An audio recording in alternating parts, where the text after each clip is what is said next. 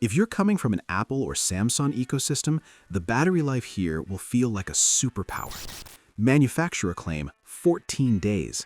My measured result, 10 days with the always-on display enabled, 24/7 heart rate monitoring every 1 minute, and 4 45-minute GPS-tracked workouts per week. Heavy use.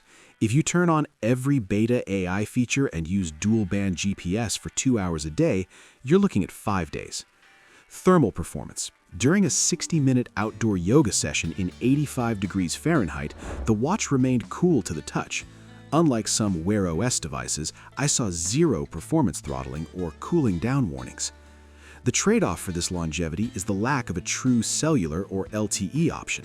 The watch prioritizes being a long-haul tracker over being a standalone phone replacement.